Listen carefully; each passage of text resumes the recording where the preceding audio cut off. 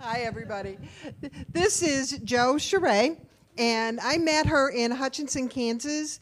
And one of the things that Jeff is just adamant about is that everybody has to have a voice. And we hope we've brought that, or we're bringing that to you today, that you get a wide range of people. And Jo is going to talk about using the technology of now to be able to take care of her disabled child. All yours, Jo. Knock 'em dead. Good morning, folks. Can everybody hear me? Yes. All right. Well, first I want to say it's an honor to be here, and I'm glad to be able to see Deb again, and Ori, and Grant Griffiths, wherever he might be hiding at. So it's nice to see some old faces, and just met a new face a few minutes ago. As Deb says, I have a special needs child. He was born with cerebral palsy, straight out of the birth canal. Hopefully nobody here is super squeamish, because I might talk about a few things that might get you that way. Not too much, though, no. My son was born in 1999. He was a week and a half overdue. He had to be induced, and when he came out, he went into cardiac arrest and lung failure. That was the scariest day of my life, because I couldn't comfort him, I couldn't do anything. They were taking care of me while they were rushing him to the warmer. And I was not able to bond with him the first 2 days of his life. I was in my hospital, and he was in his. He was in the NICU at Children's Mercy in Kansas City, Missouri. And he stayed at the NICU for the next 2 weeks. So I automatically missed out on the bonding of experience of breastfeeding and just being able to hold my child.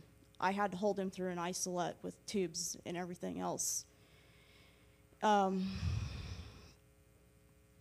being in the NICU was the easy part, actually, because I had a lot of support people. And then once he moved home, that's when things got really rocky. I spent a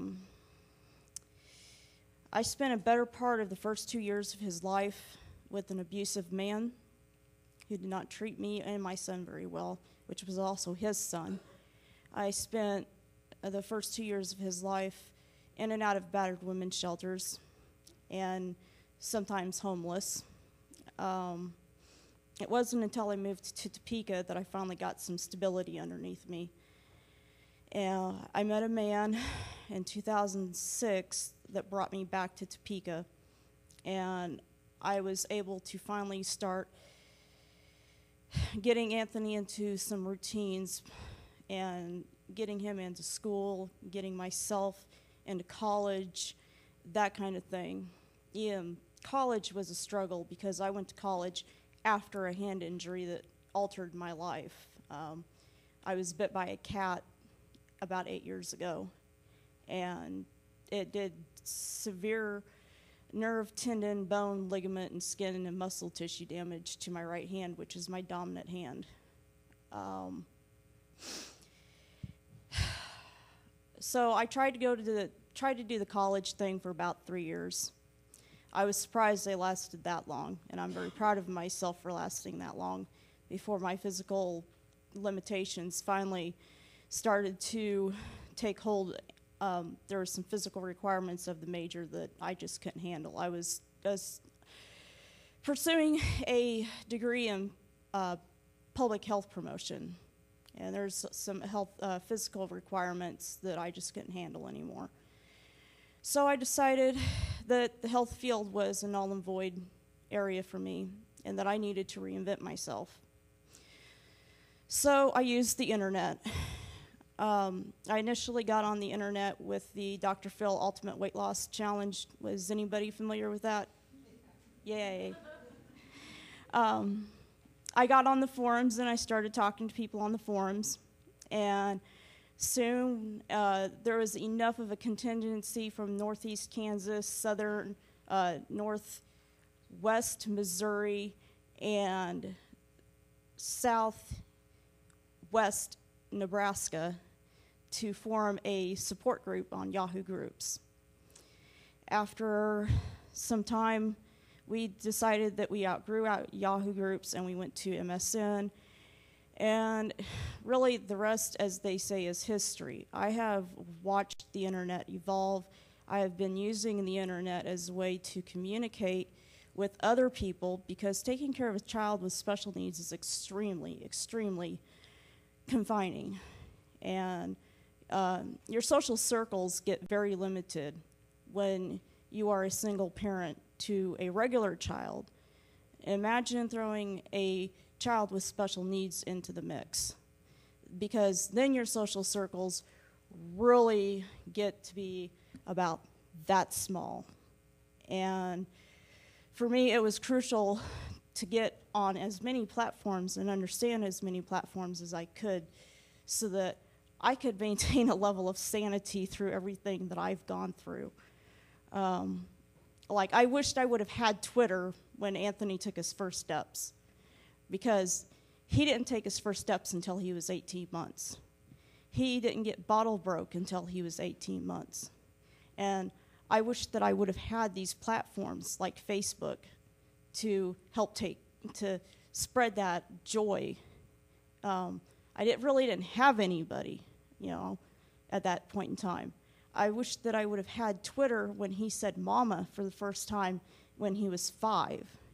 He didn't talk until he was 5 years old, which was, when he said mama, to me, I cried, because I never thought he was ever going to be able to talk at all. I am really amazed at everything that child has done. Actually, yesterday, he was very heartbroken because he didn't get to spend Mother's Day with Mom. Mom had to travel here to speak today. And so that was really kind of heart-wrenching for me, because this is the first Mother's Day that me and my child have been apart since he's been born. But thankfully, through Twitter and Facebook and the way that things have evolved, now I have millions of people that can take pictures of me that I can show him when I get home and say, here's Mom, I got up, I did it, I spoke in front of all these people. And he has somebody that he is proud of. One of the things that I love to do is network. Deb got on Facebook and asked people to like Osage Co-op in Iowa, and they had 11 likes. And I was like, okay, Deb, I'm on this. So within, a matter of 24 hours, they had enough likes to get their Facebook URL. I have done the same for another organization in Topeka called Women's Empowerment, Inc. When I met Chevette for lunch, they had 13 likes. They are now at 44 likes. They have their custom Facebook URL. They had their custom Facebook URL within 2 days, because I power networked off of Facebook and Twitter. I was like, you got to get over here and you've got to like this page. It's a very worthwhile initiative. Women's empowerment, go for it. I do the same thing with other local businesses in Topeka that don't have somebody like me in their corner. If they only have 2 or 3 likes, I'll be like, okay, I'm on it. I'm on Twitter, I'm on Facebook, I'm on whatever it takes to help them. And I also run a gallery. Well, I don't run a gallery, I help run a gallery that I've been very active in, an art gallery in Topeka, Kansas.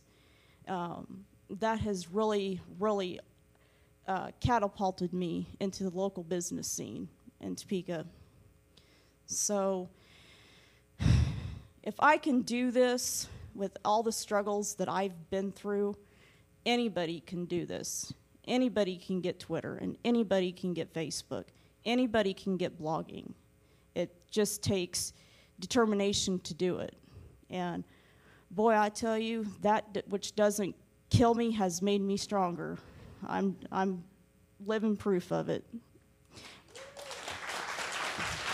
Thank you for your time. That was brilliant. Thank you. Thank you, Joe.